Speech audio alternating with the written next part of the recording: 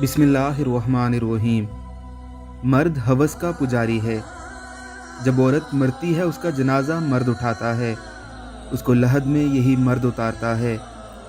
पैदाइश पर यही मर्द उसके कान में आज़ान देता है, बाप के रूप में सीने से लगाता है, भाई के रूप में तहफ़्फ़ुज़ फराहम करता है और शोहर के रूप में मोहब्बत देता है और बेटे की सूरत में उसके कदमों में अपनी जन्नत तलाश करता है। वाकई बहुत हवस की निगाह से देखता है। हवस बढ़ते बढ़ते माँ हाजरा की सुन्नत पर अमल करते हुए सफ़ा और मरवा के दरमियान साई तक ले जाती है। इसी औरत की पुकार पर सिंध आ जाता है, उसी औरत की खातिर उंदलस फतह करता है। उसी हवस की खातिर 80% मकतूलीन औरत की अस्मत की हिफाजत की खातिर मौत की नींद सो जाते हैं। वाकई मर्द हवस का पुजारी है। लेकिन जब हवा की बेटी खुला बदन लिए, चुस्त लिबास पहने बाहर निकलती है और उसको अपने शहर में मुब्तला कर देती है, तो ये वाकई हवस का पुजारी बन जाता है। और क्यों ना हो, खुला गोश्त तो आखिर कुत्ते बिल्लियों के लिए ही होता है। जब औरत घर से बाहर हवस के पुजारियों का ईमान ख़राब करने निकलती है, तो रोकने पर यह आज़ाद ख्याल औरत मर्द को तंग नज़र और पत्थर के ज़माने के जैसे अलकाबात से नवाज देती है कि खुले गोश्त की हिफाजत नहीं, कुत्ते बिल्लों के मुंह सीने चाहिए हैं।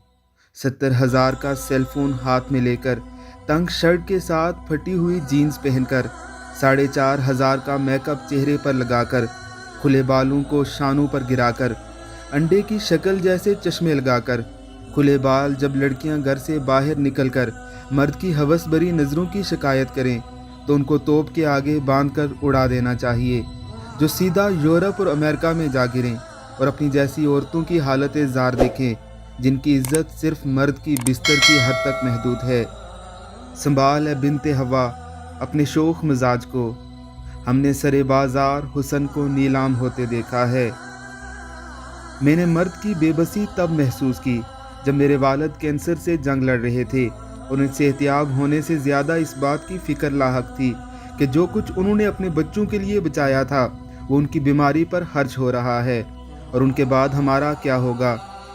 मैंने मर्द की कुर्बानी तब देखी जब एक बार ईद की शॉपिंग करने गई और एक फैमिली को देखा जिनके हाथों में शॉपिंग बैग्स का ढेर था, और बीवी शोहर से कह रही थी कि मेरी और बच्चों की ख़रीदारी पूरी हो गई, आपने कुर्ता ख़रीद लिया, आप कोई नई चप्पल भी ख़रीद लें।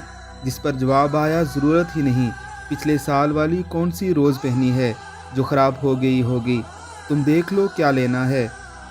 बाद में अकेले आकर इस रश में कुछ नहीं ले पाओगी, अभी मैं साथ हूँ, जो ख़रीदना है आज ही ख़रीद लो।